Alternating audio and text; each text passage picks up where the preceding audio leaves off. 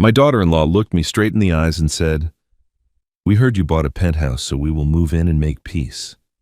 She said it like it was a decision already made, like my home belonged to her, like I should be grateful for the privilege of being used again.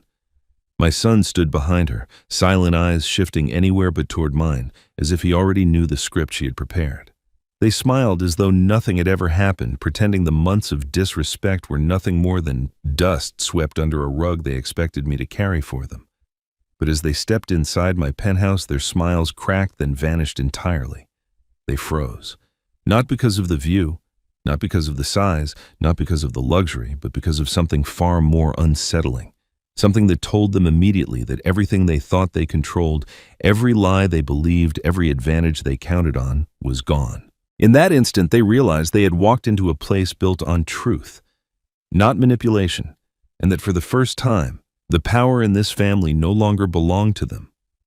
And as they stood there stunned, unable to speak, they had no idea that what awaited them would turn their confident smirks into fear, that the peace they claimed to want would become the last excuse they would ever use, and that by the end of this story, every secret they tried to bury would rise, and every plan they made against me would collapse in front of them.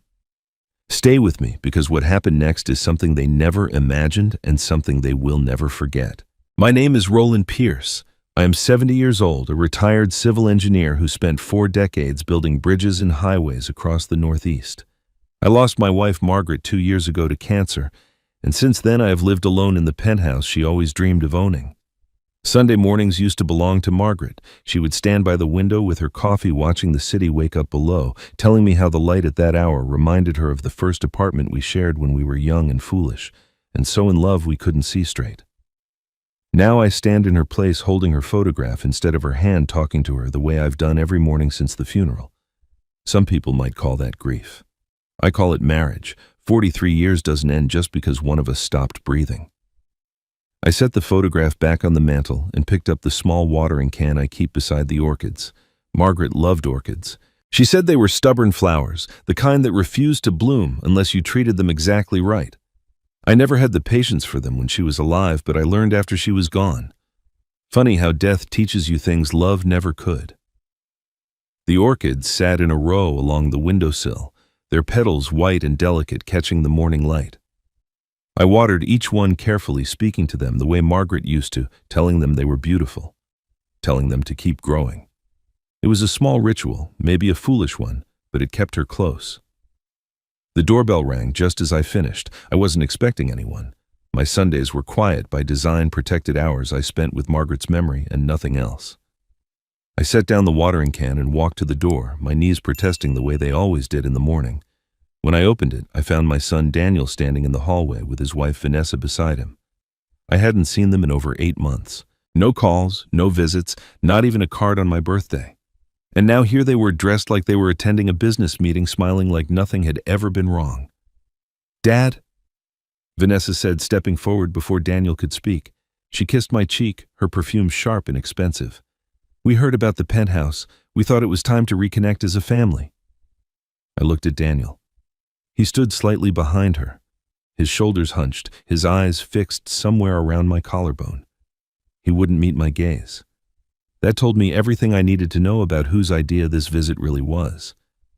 "Come in," I said, because what else could I say? They were already moving past me before I finished the sentence. Vanessa walked through the penthouse like she was conducting an inspection. She touched the back of the leather sofa, ran her fingers along the granite countertop, opened the closet near the entrance and peered inside. She commented on the size of the living room, the view from the windows, the wasted space that seemed excessive for one person living alone. Every word sounded like concern. Every gesture looked like calculation. "This is beautiful, Dad," she said, but her eyes were counting square footage.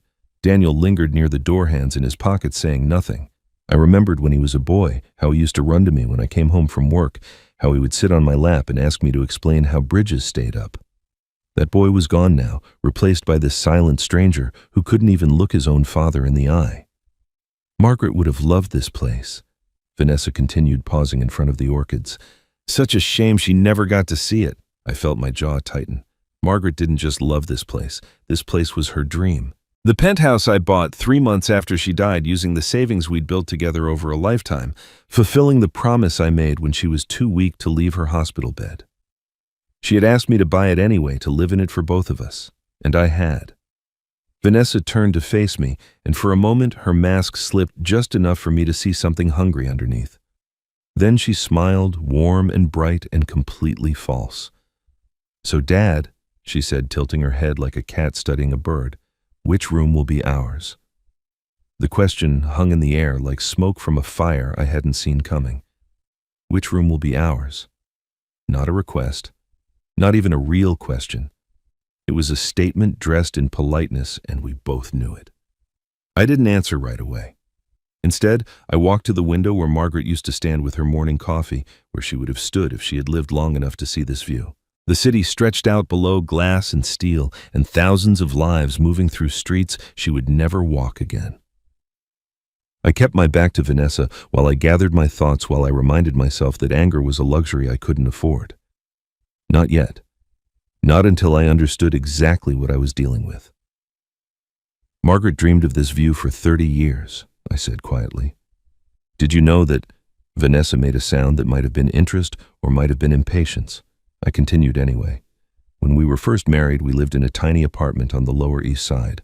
4th floor, no elevator, barely enough room to turn around. But there was a building across the street, one of those old pre-war towers with a penthouse at the top.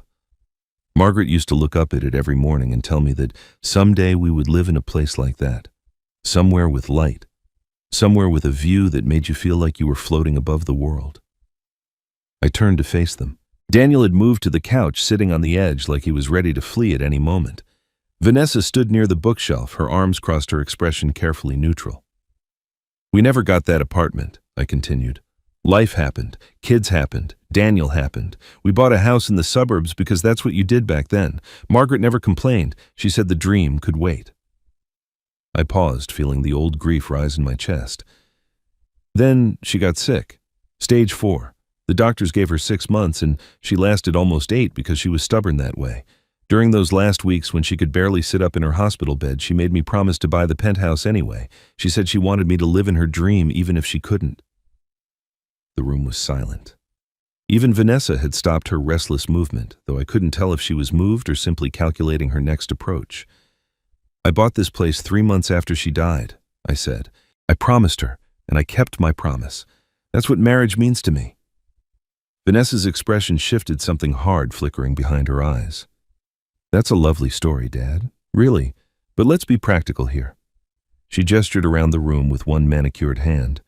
"This is a lot of space for one person, a lot of empty rooms, a lot of memories that can't keep you company when you fall down in the middle of the night."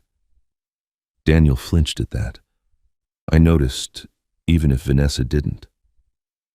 "The dead don't need penthouses." She continued, her voice soft but her words sharp as glass. "The living do." I watched my son, waiting for him to say something, anything. Some defense of his mother's memory, some acknowledgement that this place meant more than square footage and real estate value. He stared at his hands and said nothing. My gaze drifted to the bookshelf behind Vanessa, to the photographs I had arranged there months ago. Margaret and me on our wedding day. Daniel as a baby, all chubby cheeks and toothless grin. Family vacations, holidays, ordinary moments that had become precious only in retrospect. And then I noticed one I had almost forgotten, tucked behind the others, half hidden in shadow. Margaret standing beside another woman. The resemblance was striking, almost unsettling. The same cheekbones, the same gentle eyes, the same way of tilting her head when she smiled. I had seen this photo before years ago, but Margaret had never explained it. She rarely talked about her family. There had been some kind of falling out. Something painful she didn't want to revisit. I had respected her privacy and never pushed. Now, looking at the photograph, I felt a strange pull, like a memory trying to surface through deep water. "Dad, are you listening?" Vanessa's voice snapped me back. She had moved closer, her perfume overwhelming in the small space between us. "I said you're too old to live alone in a place like this. What if something happens? What if you fall? What if you have a medical emergency and no one is here to help?" She reached out and touched my arm, her grip firm beneath the pretense of tenderness. "We're worried about you." Daniel and I have been talking, and we think it would be best for everyone if we moved in, just to keep an eye on things, just to make sure you're safe." There it was. The real agenda wrapped in concern like poison wrapped in sugar. I had seen this tactic before in business negotiations, in contract disputes, in all the ways people tried to take what wasn't theirs while pretending they were doing you a favor. Vanessa wasn't worried about my safety. She was worried about her access. I opened my mouth to respond, but she had already turned away, walking toward the mantel where Margaret's portrait hung. It was my favorite photograph of her taken on our 40th anniversary, her hair silver and her smile radiant. Vanessa studied it for a long moment, then reached out and traced her finger along the frame. "She's gone, Dad," she said softly, almost gently. "It's time to think about the living." She turned to look at me, and something in her expression made my blood run cold. "Starting with your granddaughter." Starting with your granddaughter. Those words stayed with me through 2 sleepless nights, turning over and over in my mind like a stone I couldn't stop touching. Olivia was 9 years old, bright and curious, and completely innocent of whatever game her mother was playing. The thought of Vanessa using her as leverage made something cold settle in my stomach. But I told myself to wait, to listen, to let them show me exactly what they wanted before I decided how to respond. They came back on Tuesday afternoon, this time with a folder. Vanessa spread the papers across my dining room table like a general laying out battle plans. Floor plans of the penthouse printed from some real estate website with rooms labeled in her neat handwriting. Master bedroom for Roland, guest suite for Daniel and Vanessa, the small study converted to Olivia's room. The second bathroom designated as shared family space. She had even noted where furniture would need to be rearranged, where her things would go, which closets she would need emptied. "We've thought this through very carefully," she said, tapping the papers with one polished nail. "This arrangement makes sense for everyone. You get family around to help with daily tasks. We get to spend more time with you. Olivia gets to know her grandfather. It's a win-win situation." I stared at the floor plans at my home, divided and labeled and assigned, without anyone asking my permission. The presumption of it took my breath away. She wasn't proposing anything. She was informing me of decisions already made. "Daniel," I said, turning to my son. He sat at the far end of the table looking everywhere except at me. "What do you think about this?" He shifted in his chair, glancing at Vanessa before answering. "I think it could work, Dad. And honestly, we could use the help right now. Things have been—" He trailed off, searching for words that wouldn't reveal too much. "Things have been what?" Another glance at Vanessa. Her expression had gone very still. "Tight," Daniel finally said. "Financially, I mean. We got behind on some credit cards. And the mortgage has been a struggle since I changed jobs. There was an investment opportunity last year that didn't pan out the way we expected." He tried to smile, but it came out crooked, almost pained. "Nothing we can't handle. Just a rough patch." I watched Vanessa watching him. Her eyes had narrowed just slightly, and I recognized the look. It was a warning, a silent command to stop talking before he said something she couldn't control. Daniel must have recognized it too, because he fell silent immediately, his shoulders drawing in like a child expecting to be scolded. "The point is," Vanessa said smoothly, stepping in to fill the gap, "we're family. Family helps each other. And you shouldn't have to worry about any of this, Dad. The finances, the logistics, the details. That's for us to handle." She smiled, warm and confident and utterly false. "I know how to take care of elderly family members. Trust me. I've done this before." The phrase landed strangely in the air between us. "I've done this before." She said it like a qualification, like a reference on a resume. But something about her tone, about the casual certainty in her voice, made the words feel heavier than she intended. "Done what before, exactly? Moved in with aging relatives, helped them with their finances, or something else entirely?" I filed the question away for later. Right now, I needed to buy time. "This is a lot to consider," I said carefully. "I appreciate you thinking of me, but I'm going to need a few days to process everything. This is my home. The decision about who lives here isn't something I can make in an afternoon." Vanessa's smile didn't waver, but something flickered behind her eyes. Annoyance, maybe. Or simply the recalculation of someone who had expected an easier victory. "Of course, Dad. Take all the time you need." She gathered the papers, sliding them back into the folder with practiced efficiency. We just want what's best for you, for the whole family. They left a few minutes later, Daniel mumbling a goodbye while Vanessa collected her purse and coat. I walked them to the door, playing the role of the grateful father, the confused old man who needed time to think.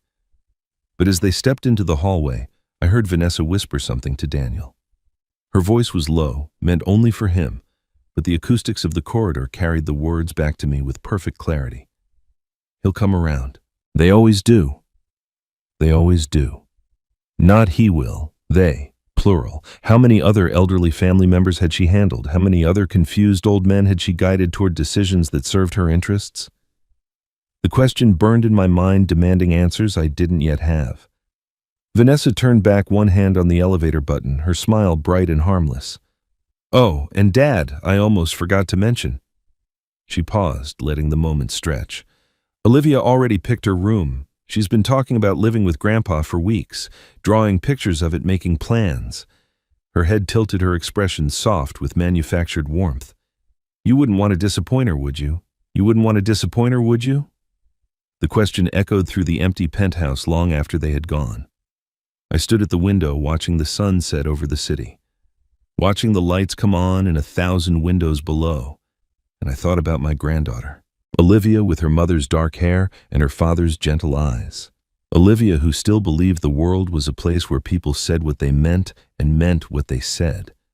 She had no idea she was being used as a bargaining chip in a game she didn't know existed. 2 days passed.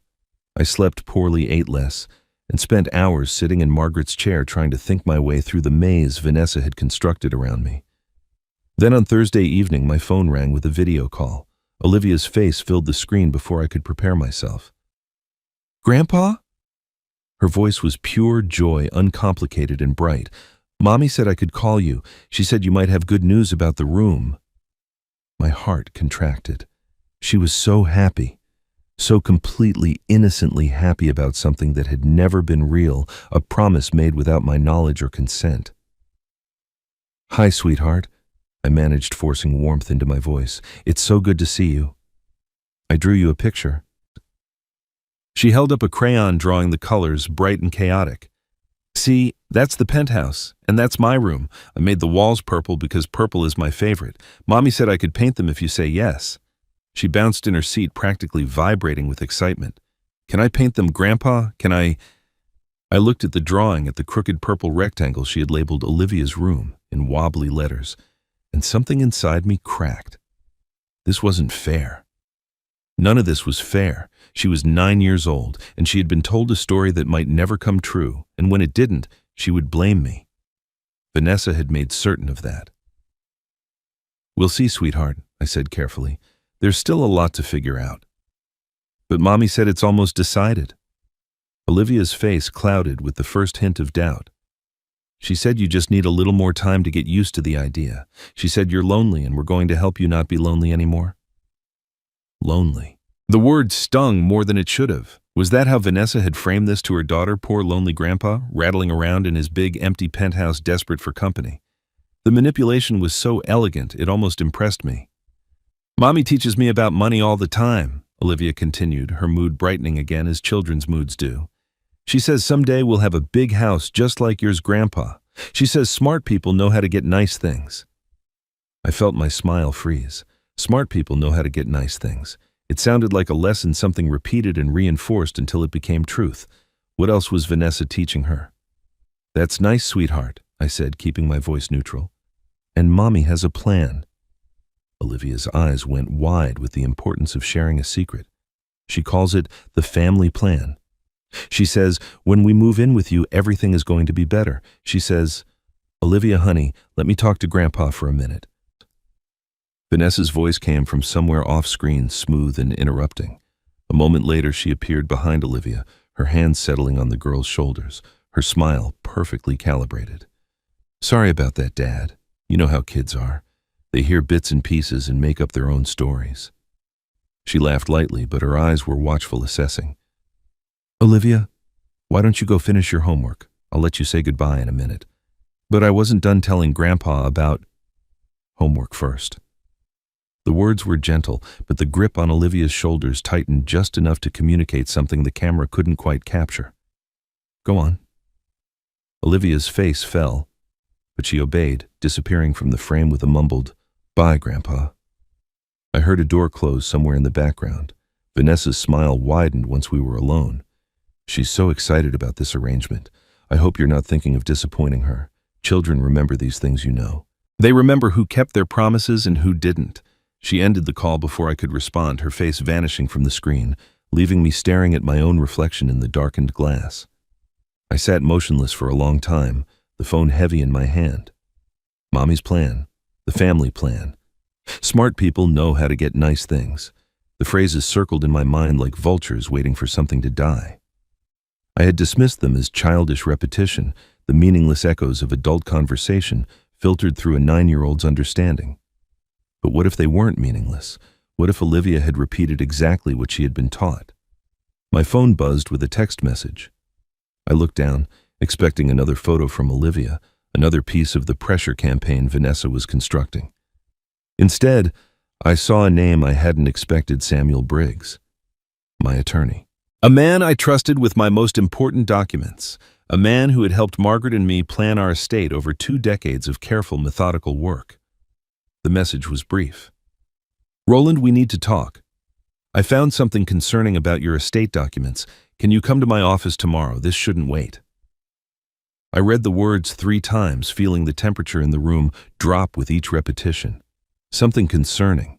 This shouldn't wait. Samuel was not a man given to alarm. In 30 years, I had never heard urgency in his voice or seen it in his correspondence. Whatever he had found, it was serious enough to break that pattern.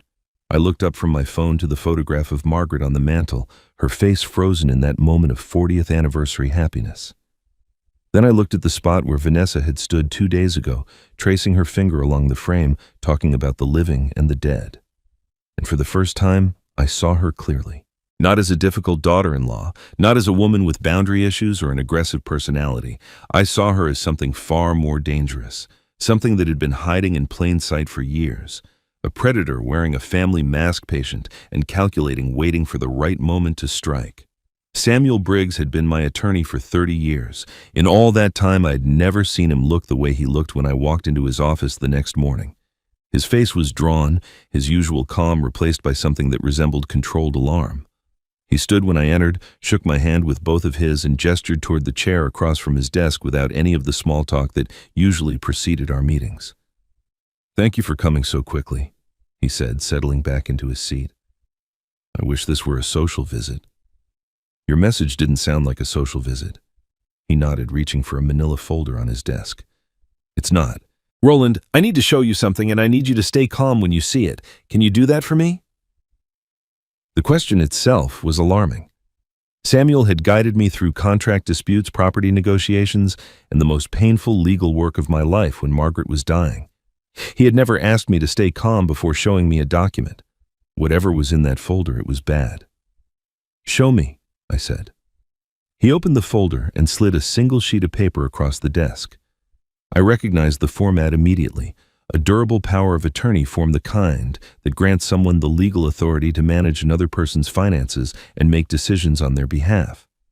My name was printed at the top as the principal. Below it, in the space designated for the appointed agent, was Vanessa's name. "I don't understand," I said slowly. "I never signed this." "I know you didn't." Samuel pointed to the signature line at the bottom of the page. "Look closely at the signature. Tell me what you see." I leaned forward, studying the scrawl that was supposed to be my name. At first glance, it looked authentic. The loops, the slant, the way the letters connected. Someone had studied my handwriting carefully, but the more I looked, the more I noticed the small inconsistencies. The R was too rounded. The D leaned slightly in the wrong direction. The pressure of the pen varied in places where my hand would have been steady. "It's a forgery." I said the words, tasting like ash in my mouth. "A sophisticated one," Samuel agreed. "Good enough to fool a casual observer, maybe even a notary who wasn't paying close attention, but not good enough to fool someone who knows your signature as well as I do." He tapped another line on the document. "There's more. Look at the witness signature." I looked. The name written there made my stomach drop. Daniel Pierce. My son had witnessed this document. My son had watched someone forge my signature on a legal form that would have given his wife complete control over my life, and he had signed his name beside it. When was this filed? My voice sounded distant, like it belonged to someone else. 3 months ago. It was submitted to the county clerk's office along with a stack of other routine paperwork. No one flagged it, no one questioned it. If I hadn't been doing a routine audit of your estate documents, I might never have found it. Samuel leaned back in his chair, his expression grim. Roland, do you understand what this means? If you had become incapacitated, or if someone had petitioned the court to declare you incompetent, Vanessa would have had full legal authority over your finances, your bank accounts, your investments, this penthouse, everything. The room seemed to tilt slightly. I gripped the arms of my chair, forcing myself to breathe. This wasn't opportunism, Samuel continued. This was premeditation. Someone planned this, carefully executed it methodically, and waited for the right moment to use it. If you hadn't invited me to review your documents last month, we might never have caught it. I thought about Vanessa's visit, her talk of moving in to take care of me, her suggestions that I was too old to live alone. I thought about the phrase she had used so casually. I know how to handle elderly family members. Trust me, I've done this before. Samuel, I said carefully, when Vanessa was at my penthouse, she said something strange. She said she had done this before, taken care of elderly family members. At the time, I thought she was just being arrogant, but now... Samuel's frown deepened. He pulled the document closer, studying the forged signature again with renewed intensity. This technique, he murmured almost to himself. The way the letters are constructed, the specific errors in the pressure patterns. I've seen something like this before. He looked up at me. There was a case from Ohio about 15 years ago. Elder financial exploitation. The perpetrator used almost identical methods to forge power of attorney documents. The case was settled out of court, and the records were sealed, but I remember the details because it was such a textbook example of predatory behavior. He reached for his computer. Let me pull some records. If there's a connection, we need to know about it. I sat in silence while he typed, my mind racing through implications I wasn't ready to face. Vanessa had been part of my family for 12 years. She had been at holiday dinners, birthday parties, Margaret's funeral. She had held my hand and told me she was sorry for my loss. And all that time she had been waiting, planning, preparing to take everything I had. There's one more thing, Samuel said, looking up from his screen. Something I should have told you sooner, but the timing never seemed right. He hesitated, choosing his words carefully. Before Margaret passed, she came to see me alone. She was already very sick, but she was lucid, determined. She asked me to do something for her after she was gone. What did she ask? She asked me to contact someone for you when the time was right, her sister, a woman named Grace Walker. Samuel watched my face as he spoke, gauging my reaction. Margaret said Grace would know what to do if Vanessa ever showed her true colors. Those were her exact words. If Vanessa ever showed her true colors. The room went very quiet. I could hear my own heartbeat, steady but too fast, pumping blood through a body that suddenly felt unfamiliar. Margaret had a sister, I whispered. She never told me. In 43 years of marriage, she never once mentioned a sister. Samuel nodded gravely. She had her reasons. Reasons she shared with me in confidence, reasons I'm not at liberty to discuss. But Grace is real, Roland. She's been waiting for this call for 2 years. He closed the folder and met my eyes. Give me a few days to arrange a meeting. What Grace knows about Vanessa, about Margaret's fears, about everything that's been hidden from you, you need to hear it yourself. The week that followed was the longest of my life. I moved through the days like a man walking underwater, every motion slow and heavy, every thought circling back to the same impossible questions. Margaret had a sister. Margaret had kept secrets. Margaret had seen something in Vanessa that I had missed for 12 years, and she had made plans I knew nothing about. The woman I thought I knew completely, the woman I had loved for 43 years, had hidden an entire person from me. I didn't know whether to feel betrayed or protected. Samuel called on the 7th day. She's ready to meet you, he said. Tomorrow afternoon, there's a cafe on Madison Quiet Place, back corner booth. She'll be waiting at 2 o'clock. I arrived 15 minutes early. The cafe was small and dimly lit. the kind of place where people came to have conversations they didn't want overheard. I chose the booth Samuel had described, ordered coffee I didn't intend to drink, and waited. The door opened at exactly 2 o'clock, and a woman walked in who made my heart stop. She had Margaret's eyes. Not similar eyes. Not eyes that reminded me of my wife. The exact same eyes, the same shape and color and depth, looking out from a face that was familiar and foreign all at once. She was younger than Margaret would have been, maybe 65, with silver hair pulled back in a simple knot and the kind of posture that spoke of quiet strength. She scanned the room, found me, and walked over with a calm that seemed practiced, like someone who had prepared for this moment many times in her mind. "Roland," she said. It wasn't a question. "I'm Grace." She slid into the booth across from me, and for a long moment neither of us spoke. I studied her face, searching for my wife in the curve of her cheekbones, the set of her jaw, the way she folded her hands on the table. The resemblance was painful, beautiful, and painful. "You look like her," I finally said.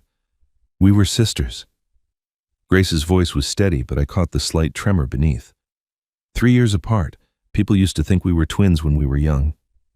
She paused, letting the silence stretch. "I know you have questions. I'll answer everything I can. Why didn't she tell me about you?"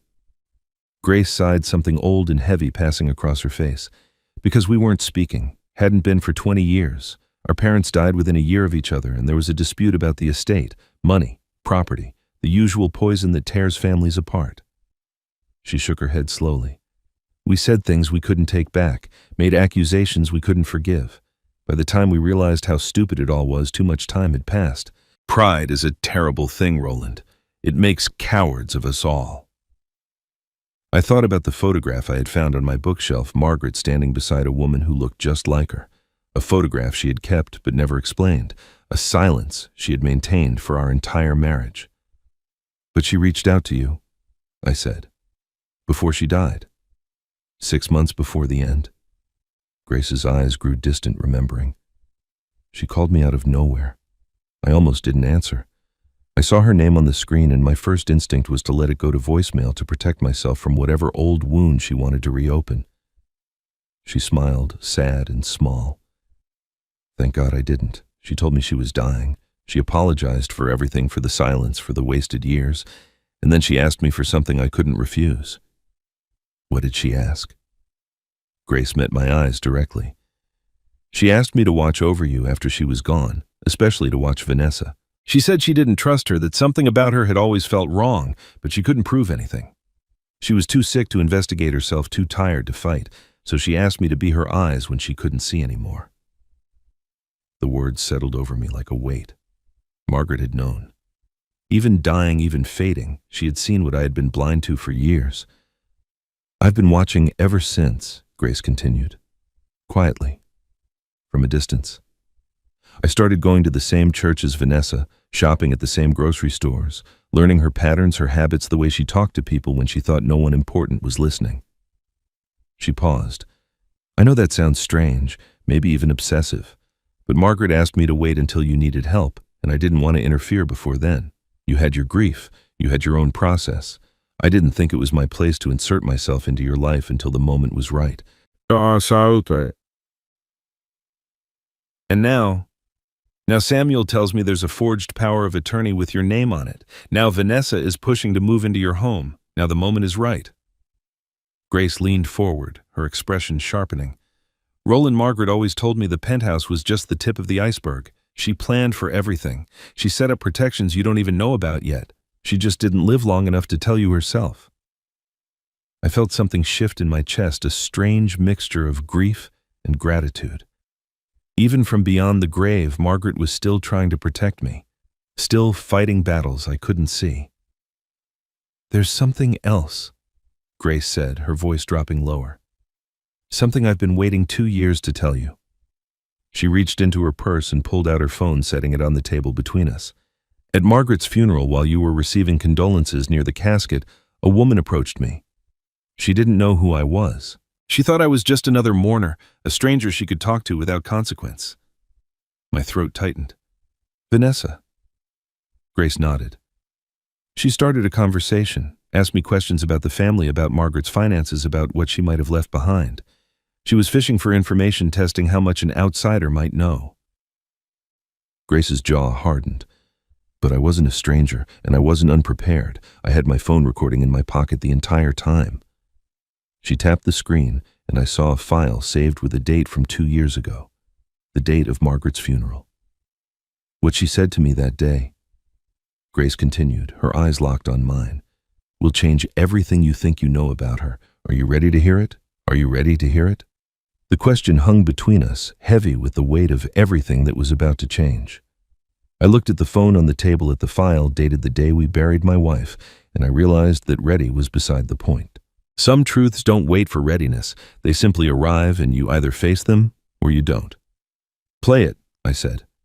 Grace tapped the screen. For a moment there was only ambient noise, the muffled sounds of a gathering voices overlapping in the distance, the kind of background hum that accompanies any funeral reception.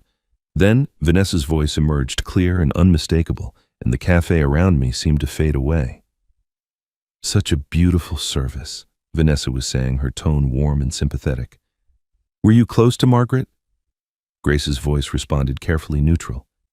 We knew each other years ago, lost touch. I just wanted to pay my respects. That's so kind. Family means everything at times like this.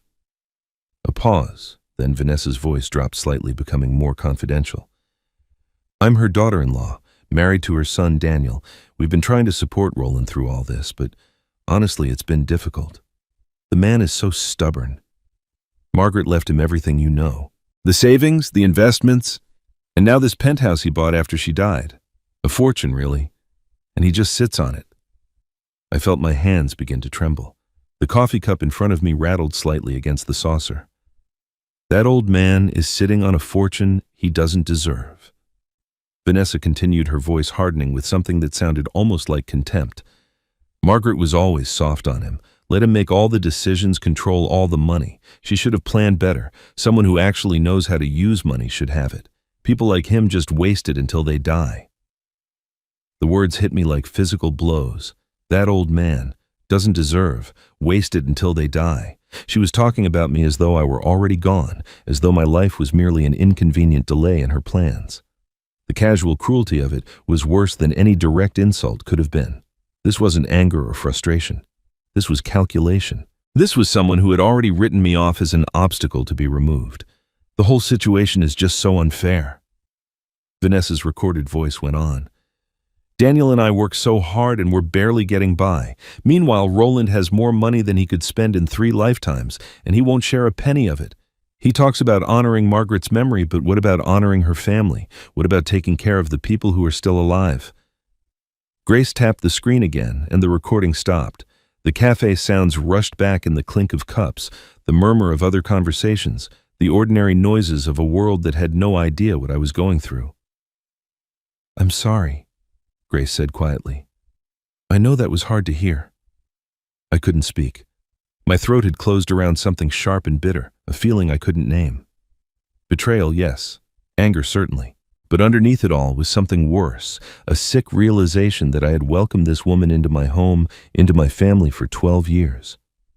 I had trusted her with my son, with my granddaughter, with the memory of my wife, and she had been waiting the whole time, watching me like a vulture watches a wounded animal, patient and hungry.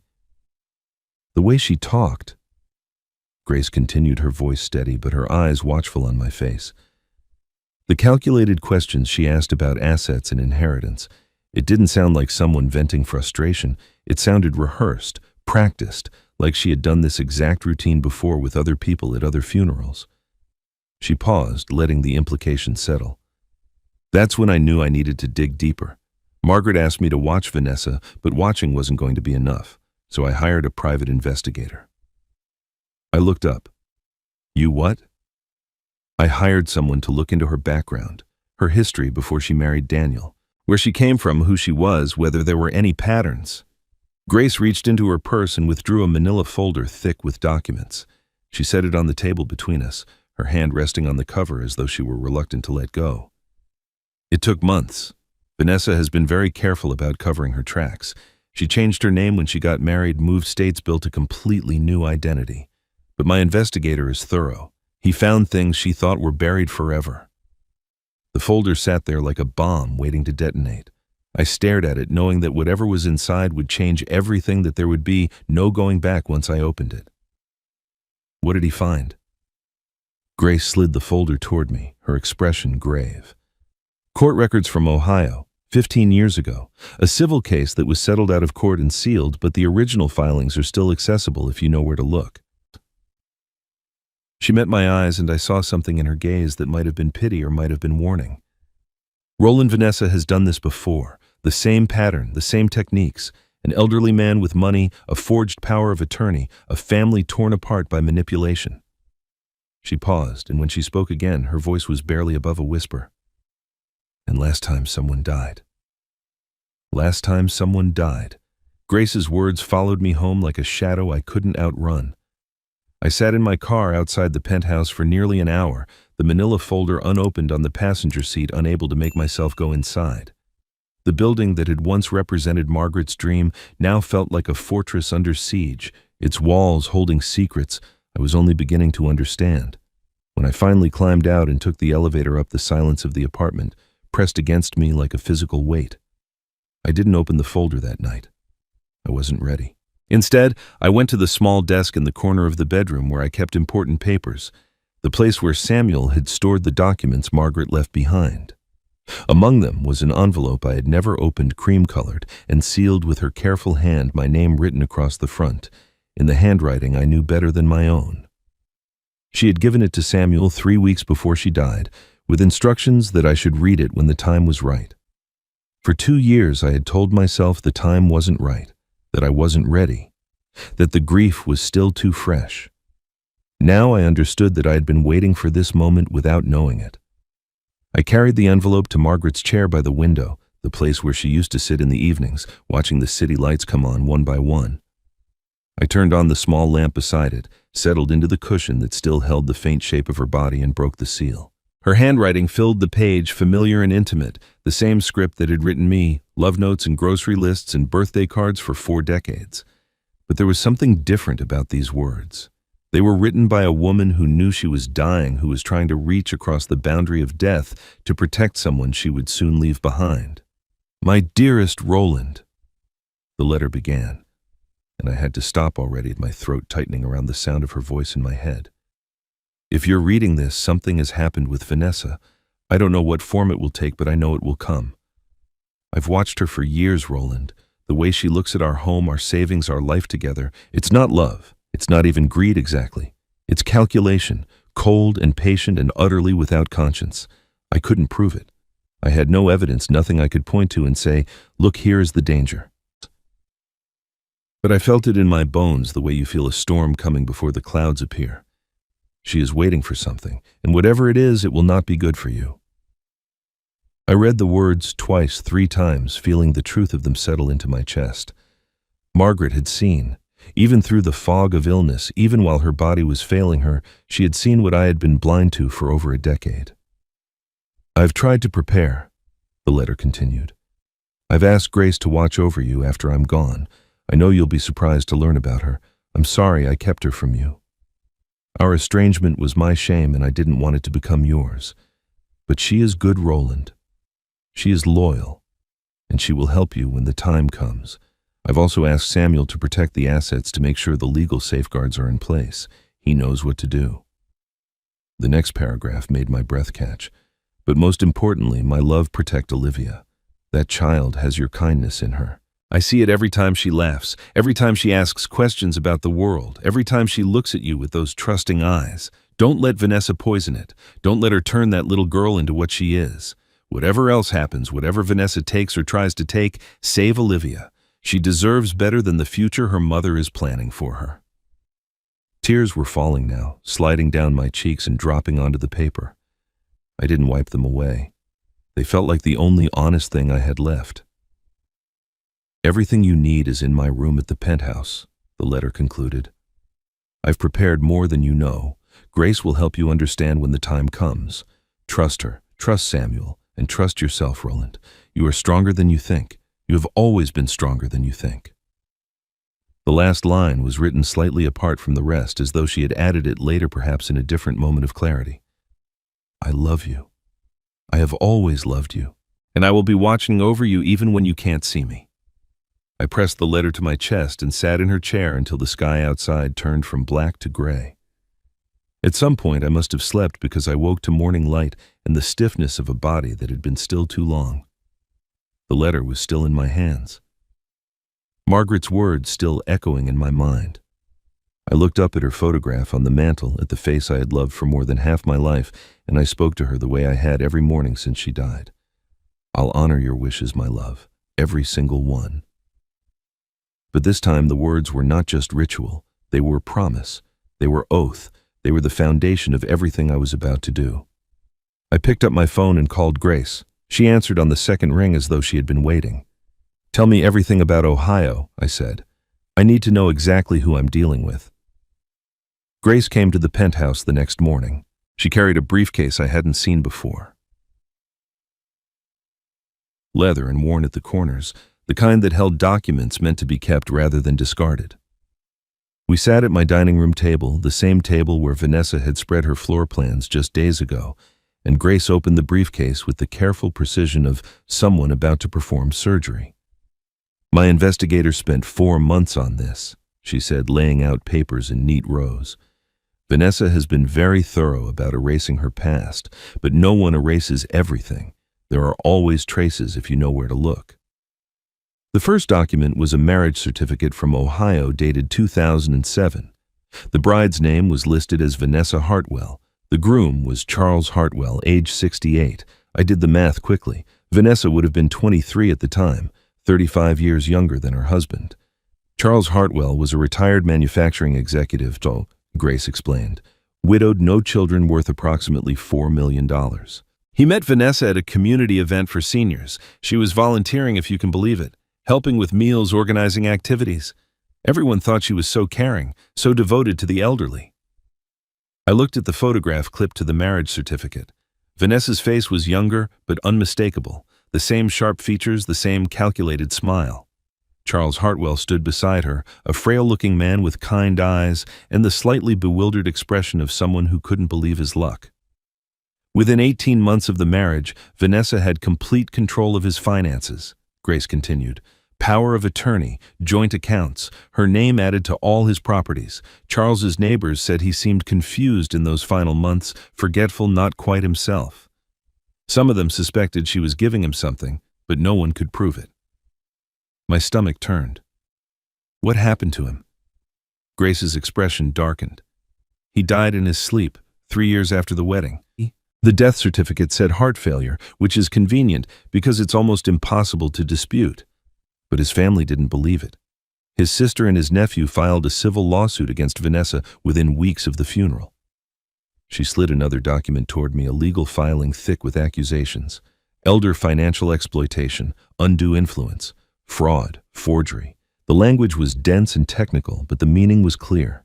Charles Hartwell's family believed Vanessa had systematically stolen his fortune and possibly hastened his death. The evidence was substantial, Grace said. Forged signatures on financial documents just like the one Samuel found with your name on them. Bank accounts drained in the months before his death. A new will that left everything to Vanessa written when Charles was already showing signs of cognitive decline. His family's lawyers were confident they would win. But they didn't win. They never got the chance. Vanessa settled out of court 6 months into the litigation.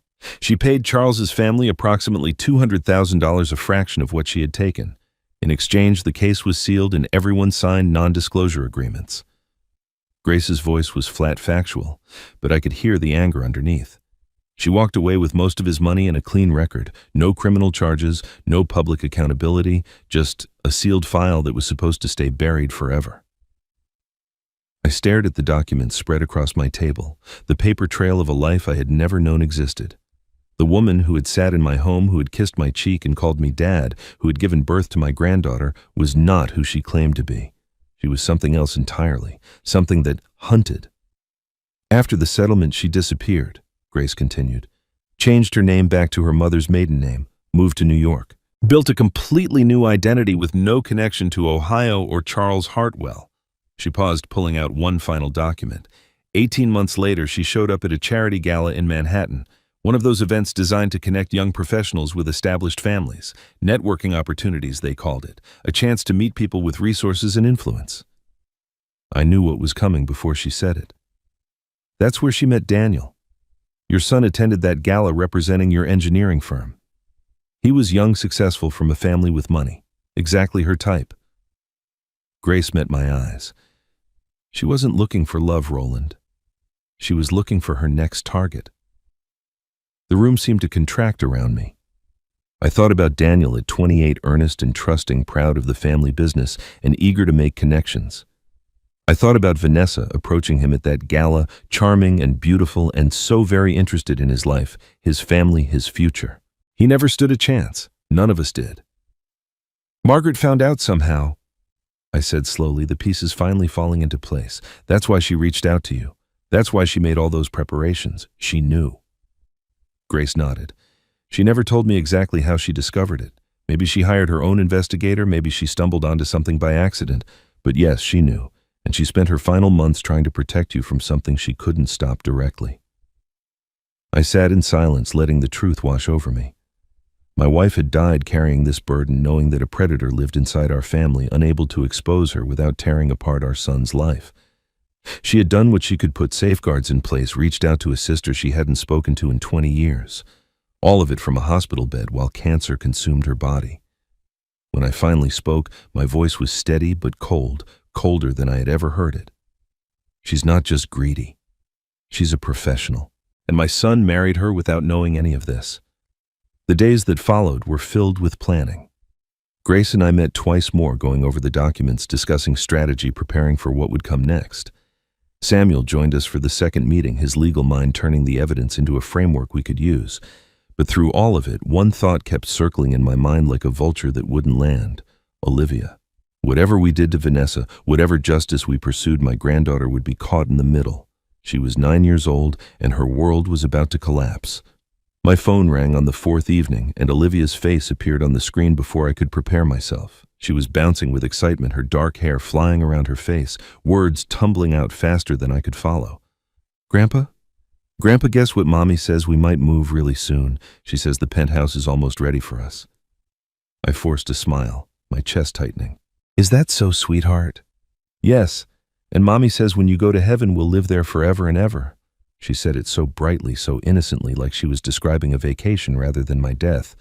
She says we'll sell your other houses too, the cabin and the one near the beach. Mommy says it's our turn to be rich. The words hit me like a fist to the stomach. Our turn to be rich, as if my life was simply a waiting period, an inconvenience standing between Vanessa and the fortune she believed she deserved. But worse than the betrayal was the realization of what Vanessa was doing to my granddaughter. She was teaching Olivia to see my death as a financial opportunity. She was grooming her own daughter to think of loss as profit, of family as currency. By the time I was gone, Olivia would have been shaped into something unrecognizable, the kindness I saw in her twisted into the same cold calculation that lived behind her mother's eyes. That sounds like a big plan, I managed to say, keeping my voice steady. Does Mommy talk about this a lot? All the time. She has a special notebook where she writes everything down. She calls it the family plan. Olivia leaned closer to the screen, lowering her voice to a conspiratorial whisper. I'm not supposed to tell anyone, but you're my grandpa, so it's okay, right? Right, sweetheart? You can always tell me anything. Vanessa's voice cut in from somewhere off screen. Olivia, who are you talking to? The call ended abruptly, the screen going dark, leaving me staring at my own reflection. I sat motionless for a long time, the phone heavy in my hand. The family plan, a special notebook. Vanessa had been preparing for this moment for years, and she had been foolish enough to document it, or arrogant enough to believe no one would ever find out. The call from Daniel came hours later, well past midnight. I was still awake, sitting in Margaret's chair, unable to sleep. His voice was thick and slurred when I answered, the unmistakable fog of too much whiskey clouding his words. Dad, are you there? I'm here, Daniel. I need to talk to you. I need to tell you something. There was a long pause, filled with the sound of his ragged breathing. I'm scared, Dad. I'm so scared. I sat forward, suddenly alert. Scared of what? Of her. The word came out in a whisper, as if even saying it aloud was dangerous. She's been pressuring me for months. About the money, about the penthouse, about you. She won't stop. And the debt, Dad. It's worse than I told you. Much worse. She took out loans in my name. Credit cards I didn't know about. We owe more than I can ever pay back. My heart ached for him, this man who had once been my little boy, now trapped in a cage of his own making. Daniel, listen to me. That's not all. His voice dropped even lower, barely audible through the phone. The papers she made me sign. The power of attorney, the other documents. I knew something was wrong, Dad. I knew it wasn't right. So I kept copies. Everything she made me sign, I made copies and hid them. I didn't know what else to do. I didn't know how to stop her. The confession hung between us, fragile and unexpected. Daniel had known. Somewhere inside my weak, compliant son, a conscience had survived. He had seen the wrongness of what his wife was doing, and he had preserved evidence, even if he lacked the courage to act on it. Where are the copies now? I asked carefully. Safe, hidden where she can't find them. I was waiting, Dad, waiting for the right moment, but I don't know if there is a right moment anymore. I don't know if I can get out of this. I closed my eyes, feeling the weight of everything I had learned pressing down on me. Vanessa was a predator, a professional who had done this before. But Daniel was not beyond saving. Neither was Olivia. If I played this carefully, if I moved at exactly the right moment, I might be able to rescue them both. Daniel listened to me carefully. My voice was quiet but firm, steady with a certainty I hadn't felt in weeks. Your wife isn't who you think she is. I have proof, evidence of things she did before she ever met you, and now you have a choice to make. I paused, letting the words sink in. Her or your family. There is no middle ground anymore. Her or your family. I had given Daniel 48 hours to make his choice. 2 days to decide whether he would stand with the woman who had been manipulating him for 12 years, or with the father and daughter who still believed in redemption. I didn't know which way he would fall. Part of me feared I had pushed too hard, that Vanessa would sense the shift in the wind and accelerate whatever plan she had been nursing. As it turned out, I didn't have to wait long to find out. She came to the penthouse the following afternoon, unannounced and uninvited. I heard the elevator doors open, heard her heels clicking across the marble floor of the hallway, and then my doorbell was ringing with the kind of aggressive insistence that demanded immediate response. When I opened the door, her face was a mask of controlled fury. "We need to talk," she said, pushing past me before I could respond. She moved into the living room like she owned it, her eyes scanning the space as though cataloging everything for future reference. Then she turned to face me, her arms crossed, her posture radiating a threat she didn't bother to disguise. "I want the spare keys," she said, "all of them, to the penthouse, to your car, to the storage unit, everything." I closed the door slowly, buying myself a moment to settle into the calm I would need. "Why would you need my keys, Vanessa?" "Because we're family and family shares." Her voice was clipped, impatient. "Because you're 70 years old and living alone and someone needs to have access in case of emergency. Because I'm tired of asking nicely. And if I say no," her expression hardened, "then maybe I need to reconsider how much time Olivia spends with you. A man your age alone in this big apartment showing signs of confusion. It wouldn't be responsible of me to let my daughter visit unsupervised." The threat landed exactly where she intended it. She was using Olivia again, the same weapon she had deployed from the beginning. But this time, I was ready. "I'm not confused, Vanessa. In fact, I've never seen things more clearly." I walked to the desk by the window where I had placed the forged power of attorney document Samuel had discovered. I picked it up and turned back to face her, holding the paper where she could see it. "Can you explain this signature? Because it's not mine."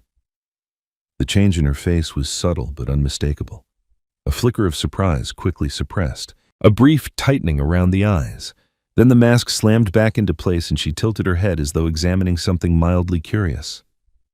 "I don't know what that is," she said smoothly. "It's a durable power of attorney giving you complete control over my finances, filed 3 months ago with my signature forged at the bottom." I kept my voice level, conversational. "Daniel witnessed it, but I never signed it." "Daniel handled all of that paperwork." She waved a dismissive hand. "He must have made a mistake. You know how careless he can be." A mistake that just happens to give you access to my bank accounts, my investments, this penthouse. That's quite a convenient mistake. Her composure cracked slightly. You're confused, Dad. This is exactly what I was worried about. Memory issues, paranoia, seeing conspiracies where there aren't any. She softened her voice, attempting concern. Maybe we need to have you evaluated. Talk to a doctor about what's happening with your cognitive function. I almost admired the pivot. Caught with evidence of fraud, she had shifted seamlessly to questioning my sanity. It was the same playbook she had used with Charles Hartwell, the same gradual undermining of an elderly man's credibility until no one would believe anything he said. But I had read the case files. I knew how this game was played. My memory is fine, I said quietly, and I have witnesses who will testify to that. Something changed in her eyes then. The pretense of concern evaporated, replaced by something cold and calculating and far more honest than anything I had seen from her before. She straightened her mask, falling away completely, and when she spoke again, her voice was different, harder, more real. You think you can win this? She took a step toward me, her chin raised in defiance. You think you're the first stubborn old man who thought he could outsmart me? They all think they're clever, Roland. They all think they see through me. And they all end up the same way. The admission hung in the air between us, naked and undeniable. She wasn't even pretending anymore. She was showing me exactly who she was confident that I was too old, too isolated, too weak to do anything about it. She was wrong. I know about Ohio, Vanessa. My voice was steady, calm, utterly controlled. I know about Charles Hartwell. I know what you did to him, how you took his money, how he died 3 years after you married him. I know about the lawsuit his family filed and the settlement you paid to make it go away. I held her gaze without flinching. And I know exactly what you are. The color drained from Vanessa's face. For one satisfying moment, I watched the careful architecture of her confidence collapse, replaced by something raw and exposed. She opened her mouth to speak, closed it again, her mind visibly racing through options and finding none that could undo what I had just said. Charles Hartwell, Ohio. The words hung between us like a verdict already delivered. You don't know what you're talking about, she finally managed, but her voice had lost its edge. That was a misunderstanding, a family dispute that got out of hand. I was cleared of everything. You settled out of court and paid $200,000 to make it disappear. That's not being cleared. That's buying silence. Before she could respond, the sound of the front door opening cut through the tension. We both turned as Daniel stepped into the penthouse, but something about him was different. He stood straighter than I had seen him stand in years. His eyes were clear-focused, and in his hands he carried a folder that made Vanessa's expression shift from surprise to alarm. Daniel. Her voice snapped to command mode. What are you doing here? We talked about this. Let me handle your father. No. The word was quiet but firm. I'm done letting you handle things. He walked past her without a glance, coming to stand beside me. When he opened the folder, I saw what he had brought. Original documents, the ones he had secretly copied and preserved, bearing his genuine signature in places where the filed versions showed alterations. Side by side, the forgery was obvious. The handwriting didn't match. The dates had been changed. The evidence of tampering was undeniable. I signed papers, Daniel said, his voice steady despite the tremor in his hands. She told me they were routine. Financial planning, she called it. Protection for the family. But when I looked at them more closely, I realized what they actually said, what they would do. He turned to face me, and I saw tears forming in his eyes. I was too scared to confront her dad, too deep in debt, too dependent on her approval. But I wasn't stupid enough to destroy the evidence. I kept the originals. I hid them where she couldn't find them. Vanessa's composure shattered completely. You pathetic, spineless traitor. Her voice rose to a shriek, all pretense of civility abandoned.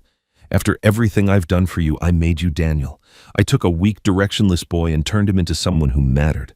Everything you have is because of me. Your career, your connections, your daughter, all of it. Daniel didn't argue. He didn't defend himself or make excuses. He simply looked at her with something that might have been pity, or might have been the exhaustion of someone finally setting down a burden they had carried too long. No, he said quietly.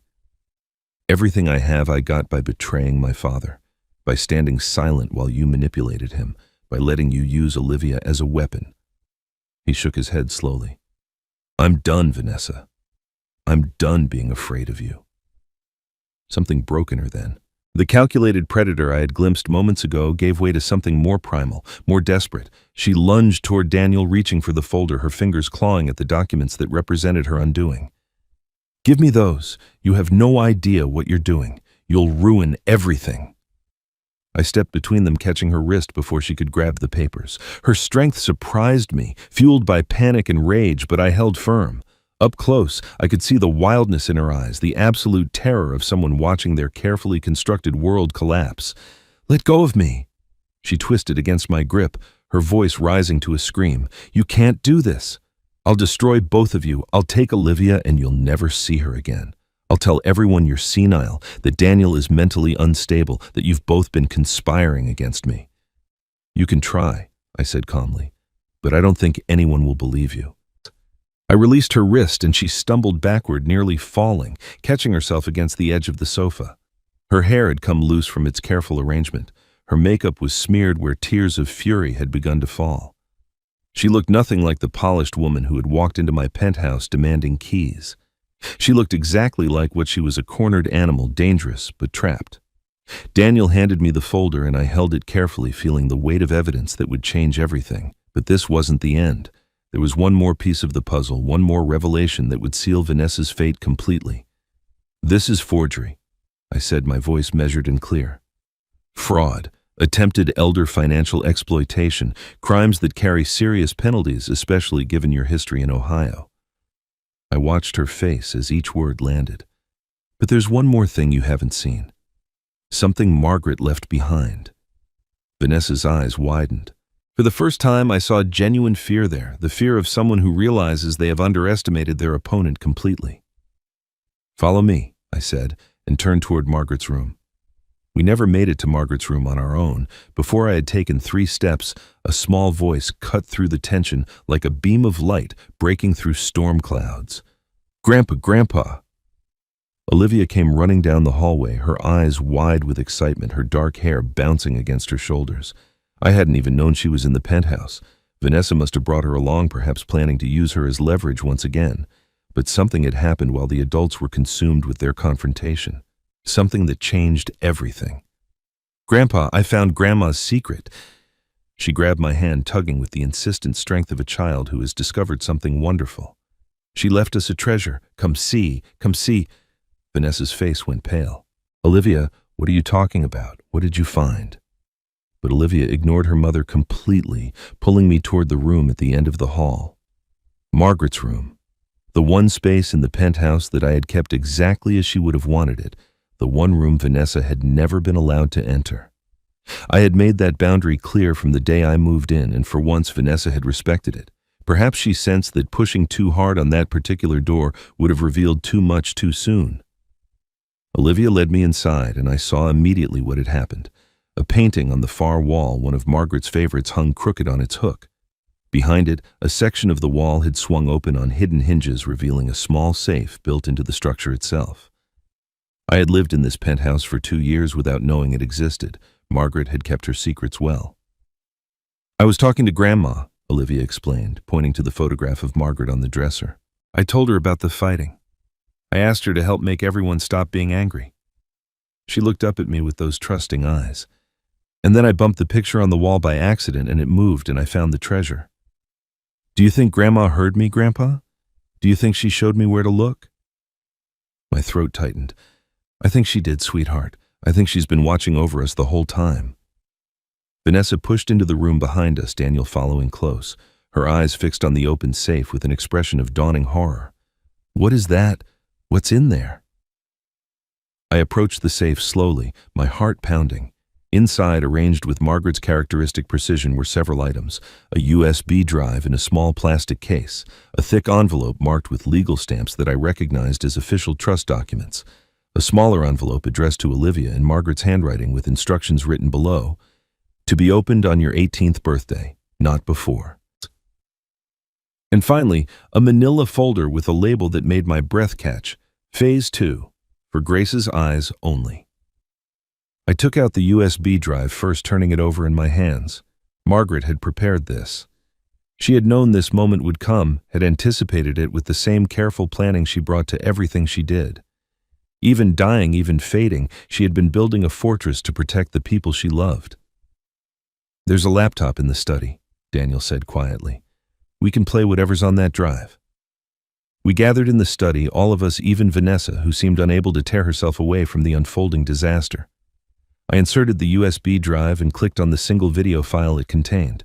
Margaret's face filled the screen, thin and pale, clearly filmed during her final weeks, but her eyes were sharp, determined, very much alive. "Roland," she began, and the sound of her voice, after 2 years of silence, hit me like a physical blow. "If you're watching this, Vanessa has finally shown who she really is. I'm sorry I couldn't tell you sooner. I'm sorry I had to keep so many secrets, but I needed to be certain, and I ran out of time." I heard Vanessa inhale sharply behind me. On the screen, Margaret continued. "I discovered the truth about her past 18 months before I died. A private investigator hired on a hunch found records from Ohio that told me everything I needed to know. I wanted to tell you immediately, but I knew what it would do to Daniel, to Olivia, to our family. So I made a different choice. I prepared." Margaret's image leaned closer to the camera, her voice strengthening despite her obvious frailty. "Everything you need to protect yourself and Olivia is in that safe. The original will and trust documents drafted by Samuel under my direction. A letter for Olivia explaining everything when she's old enough to understand. And information for Grace, my sister, who I've asked to help you when this moment came." She paused, and something like a smile crossed her face. "Grace will explain the rest. She knows things even I chose not to write down."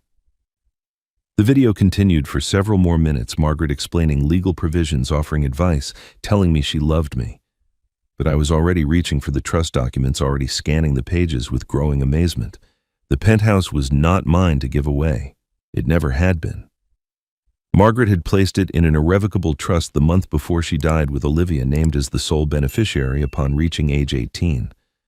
Until then, Roland Pierce and Grace Walker would serve as co-trustees with full authority to manage the property and absolute power to determine who could and could not reside there. Vanessa had no claim. Daniel had no claim. Every scheme, every forged document, every manipulation had been aimed at an asset that was already beyond their reach. I looked up from the documents, finding Vanessa's face across the room. She had gone completely white, her hands trembling at her sides, the full scope of her failure finally becoming clear. "The penthouse belongs to Olivia," I said quietly. "It's been in trust since before Margaret died. You never had a chance, Vanessa. She outsmarted you from beyond the grave." The days that followed moved with a strange dreamlike quality. Vanessa left the penthouse that night without another word, her face frozen in an expression I had never seen before. Something between shock and the dawning recognition of total defeat. Daniel stayed behind, sitting in my living room until well past midnight, sometimes talking, sometimes just staring at his hands. We didn't solve anything that night. Some wounds are too deep to heal with a single conversation. But we started. The next morning I called Samuel. He arrived within the hour, his briefcase packed with legal pads and his mind already working through the implications of everything we had discovered. Grace came shortly after, bringing the folder marked Phase 2 that Margaret had left in the safe. We spread everything across my dining room table, the same table where Vanessa had once laid out her floor plans, and we began to build the case that would end her. Samuel worked with methodical precision. First, the forged power of attorney, with Daniel's testimony confirming he had witnessed a different document than the one filed with the county. Then, Grace's recording from the funeral, Vanessa's own voice condemning her with casual cruelty. The Ohio court records came next, 15 years of buried history that proved this was not an isolated incident, but a pattern, a career built on exploiting elderly victims. Daniel provided the original documents he had secretly preserved, showing clearly how the filed versions had been altered. And finally, Margaret's video, her face thin but her eyes fierce, explaining exactly what she had discovered and why she had prepared these defenses. "This is substantial," Samuel said when we had finished organizing everything. "The pattern of behavior across state lines elevates this significantly. Elder financial exploitation is a felony in New York, and the Ohio history shows premeditation and repeat offense. The district attorney's office will take this seriously." He submitted the package that afternoon. I expected weeks of waiting, the slow grind of bureaucracy that accompanies most legal matters. Instead, Samuel called me 2 days later with news that made my heart quicken. "They've assigned a senior prosecutor," he said. "Given the interstate nature of the crimes and the documented pattern, the case has been flagged for priority review. They're moving fast, Roland. Faster than I've seen in 30 years of practice." On the third day, Vanessa received an official summons. I wasn't there to see her face when it arrived, but Daniel told me about it later. She had gone pale, he said. Her hands had trembled as she read the document. For the first time in their marriage, she had nothing to say. Daniel came to see me that evening. He stood in my doorway, looking older than his 40 years, the weight of everything he had participated in visible in the lines around his eyes, the slump of his shoulders. He didn't ask to come in. He just stood there, gathering words that seemed to cost him everything to speak. "I'm sorry, Dad." His voice cracked on the last word. "I'm sorry for the papers I witnessed. I'm sorry for standing by while she manipulated you. I'm sorry for not being strong enough to stop her sooner. I'm sorry for every time I chose her over you, every time I stayed silent when I should have spoken up." He swallowed hard, his eyes bright with unshed tears. "I'm not asking you to forgive me. I know I don't deserve that. I just needed to say the words." I looked at my son, this man I had raised, this man I had loved and been disappointed by in equal measure. The anger was still there, buried deep alongside the grief of knowing how close I had come to losing everything. But beneath all of that, something else remained. Something that felt like the first green shoots pushing through scorched earth. "I don't forgive you yet," I said honestly. "Maybe I will someday. Maybe I won't. But I see you trying, Daniel. I see you choosing differently. That's enough for now." He nodded, accepting the partial absolution without complaint. He knew, as I did, that trust once broken takes years to rebuild. We had made a beginning. The rest would require time neither of us could rush. Vanessa called that night. I almost didn't answer, but something made me pick up some need to hear how she would play her final cards. Her voice came through the phone, thick with tears, trembling with what sounded like genuine anguish. "Roland, please, you have to understand. Daniel forced me into everything. He was the one who wanted your money. He pressured me to help him, threaten me when I refused. I was just trying to keep my family together. I was a victim too." I listened to the performance, recognizing every note, every carefully crafted sob. This was the same act she had used on Charles Hartwell's family, the same desperate pivot to victimhood that had worked well enough to buy her a settlement and a sealed record. She was good at it. She had practiced for years, but I had seen behind the curtain now, and the magic no longer worked. "I've heard that performance before," I said calmly. "Charles Hartwell's family heard it too.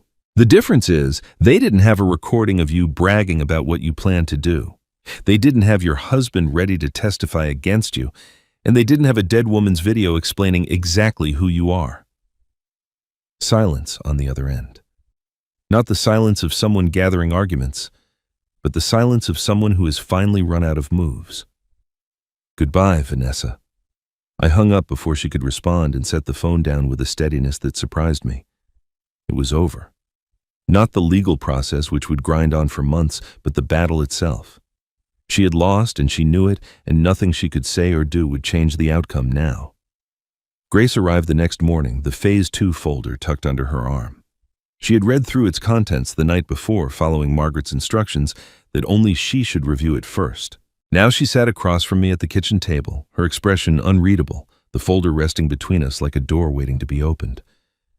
"Roland, there's one more thing Margaret prepared," she said quietly.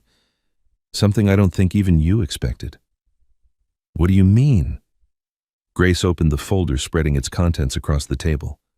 Financial statements, investment portfolios, property deeds from 3 different states, numbers that made my eyes widen as I began to understand what I was seeing.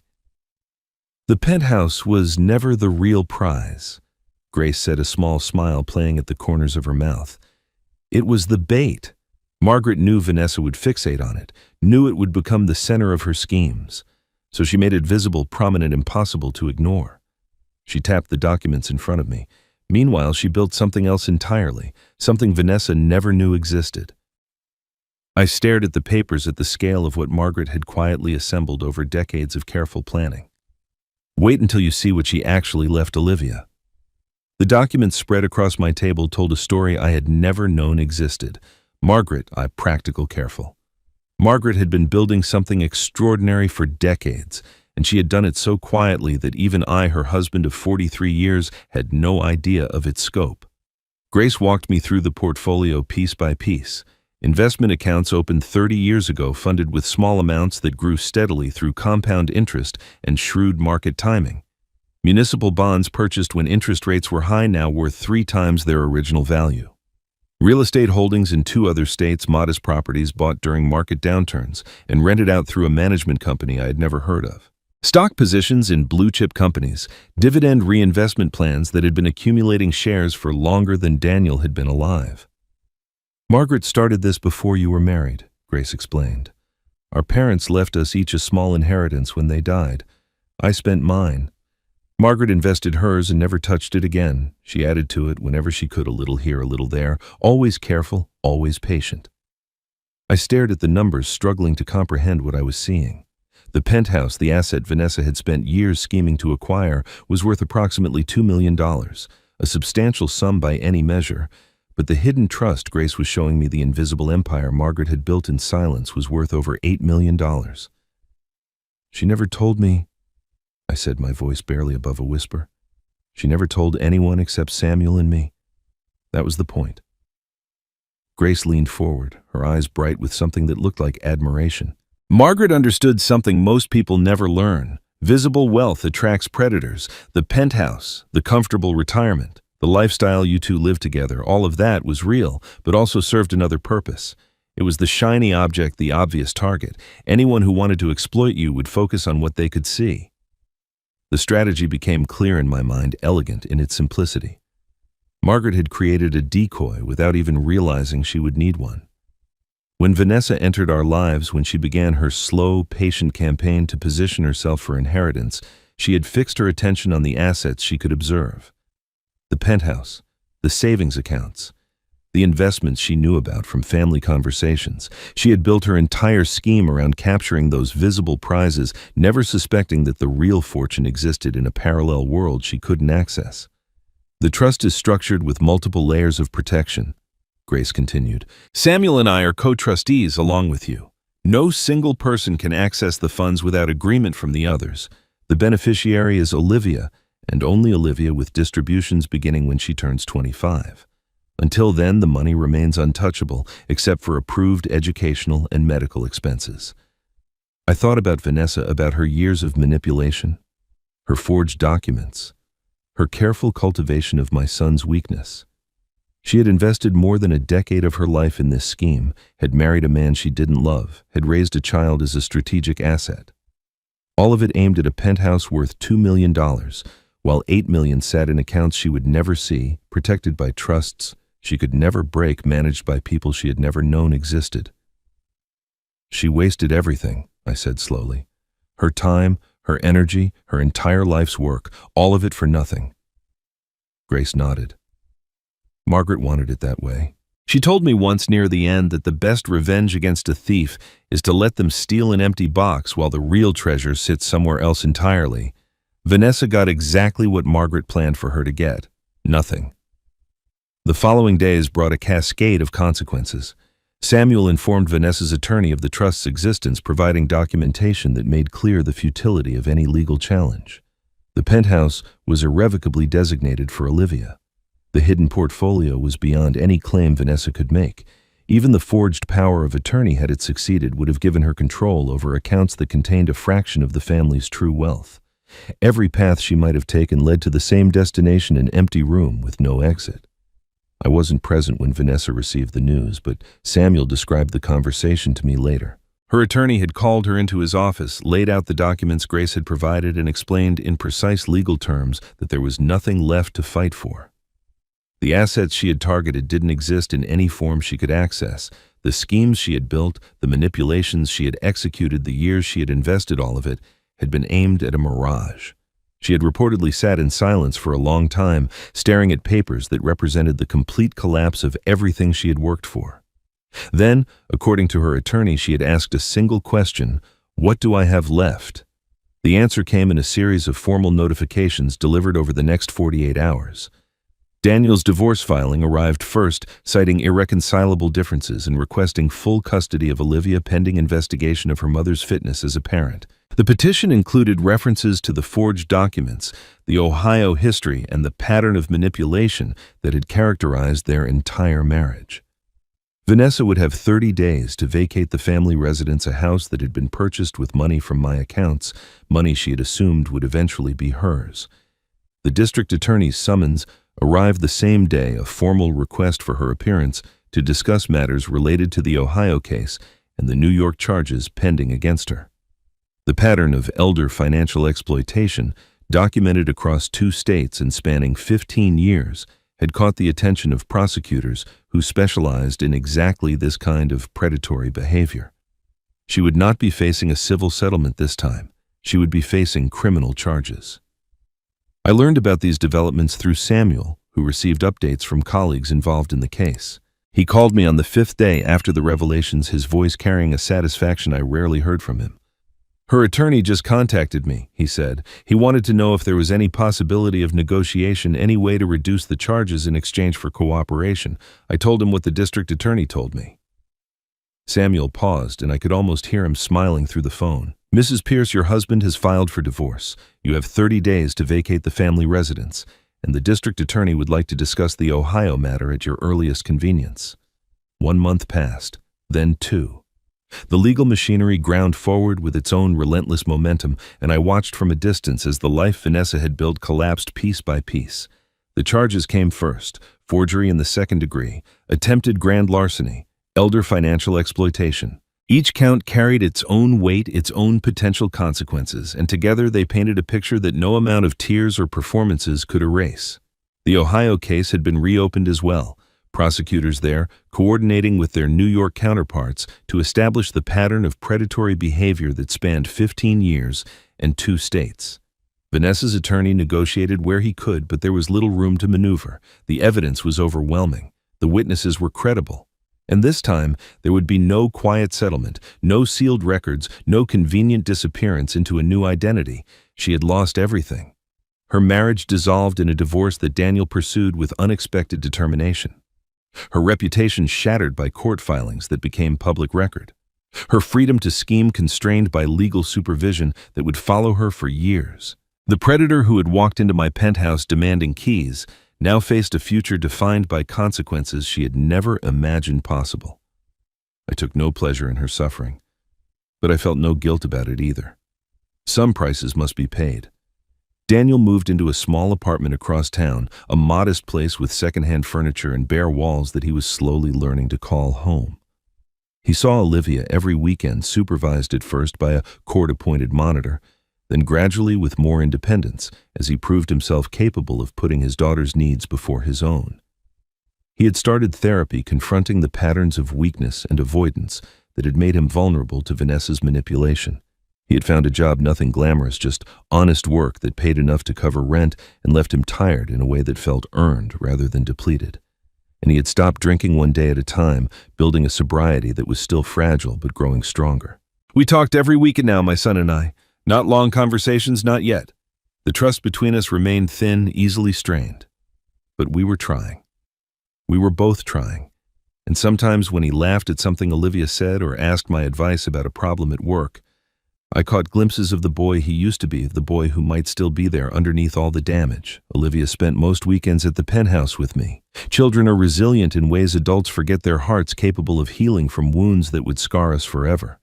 She missed her mother, of course. She didn't understand everything that had happened, and I didn't try to explain it all.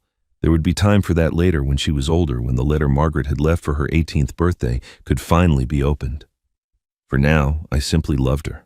I made her breakfast and helped with her homework and listened to her stories about school and friends and the small dramas of a 9-year-old's world. She asked about her grandmother constantly. Every night before bed, she wanted another story, another memory, another piece of the woman she had barely known. I told her about Margaret's orchids, her Sunday mornings by the window, the way she laughed at my terrible jokes. I told her about the early years, the struggling years, the years when we had nothing but each other, and somehow that was enough. I told her that her grandmother had loved her more than anything, had prepared for her future with a devotion that transcended death itself. And sometimes, when I finished talking and Olivia's eyes grew heavy with sleep, I could almost feel Margaret in the room, with us listening, smiling at peace. Grace had become a regular presence in our lives. She came for dinner twice a week, stayed for coffee and conversation, helped me understand the sister I had never known my wife had. We didn't try to replace what had been lost, the 20 years of silence, the family that might have been. Instead, we built something new from the broken pieces, a connection forged in crisis and strengthened by shared purpose. On a quiet evening in early spring, I found the second letter Margaret had left for me. It had been tucked inside the Phase 2 folder, overlooked in the chaos of revelations, waiting patiently for the moment when I would be ready to read it. I opened it alone, sitting in her chair by the window, watching the sun sink toward the horizon. "My dearest Roland," she had written, "if you're reading this, it's over. You won, not because you're clever, though you are, not because you're strong, though you've always been stronger than you knew. You won because you're good. You've always been good in ways you never gave yourself credit for. That's what I loved most about you. That's what I'll always love." The letter continued for another page, words of tenderness and farewell. But it was the final line that broke me open. "Live your peace now, Roland. You've earned it, earned." I sat by the window as darkness gathered outside, the letter pressed against my heart. Olivia had fallen asleep on the couch beside me, her breathing soft and steady. One hand curled beneath her cheek. Grace sat in Margaret's favorite chair, reading quietly, her presence a comfort I hadn't known I needed. The city lights flickered on one by one, a constellation of lives being lived in the gathering night.